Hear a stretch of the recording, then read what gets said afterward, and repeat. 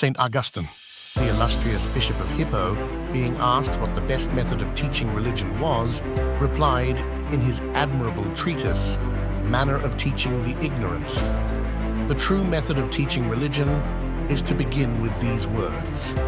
In the beginning, God created the heavens and the earth and developed the whole history of Christianity down to our own time. It will not be requisite to relate all the particulars of the Old and New Testament, a labor neither feasible nor necessary. Make an abridgment, insist on what seem to you the most important points.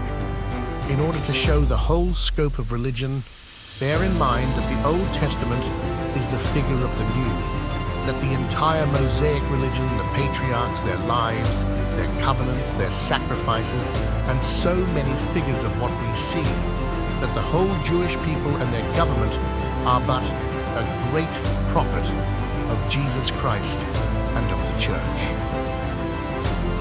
This, according to St. Augustine, should be the teaching of the letter of religion. The Holy Doctor, faithful interpreter of the Divine Master, makes the spirit of religion consist in the love of God and our neighbor.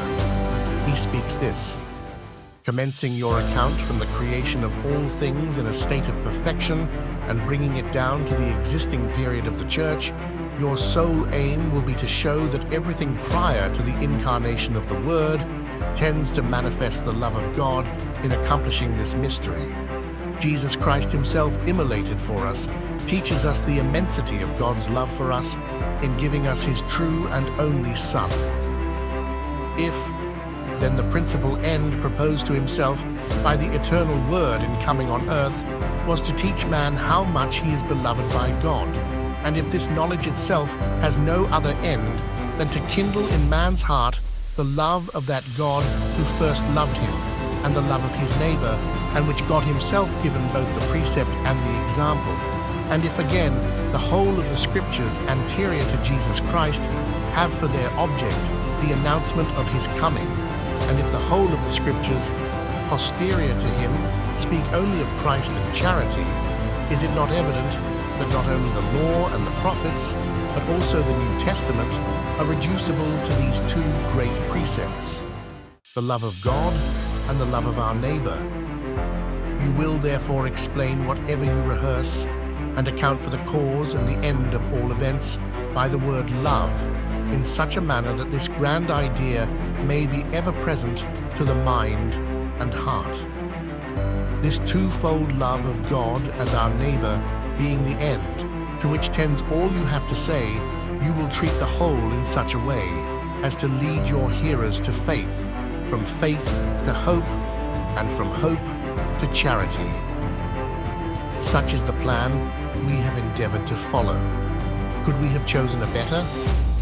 Will the youth of the 19th century lose anything by having St. Augustine as their catechist? Thus, the exposition of the Catholic religion from the beginning of the world to the present day, the Catholic religion before, during, and after the preaching of Jesus Christ, is the object of this catechism. It is divided into 4 courses.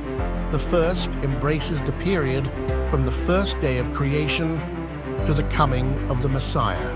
The second, the birth, life, death, and resurrection of our Lord Jesus Christ. The third, the establishment, preservation, and propagation of the Catholic Church.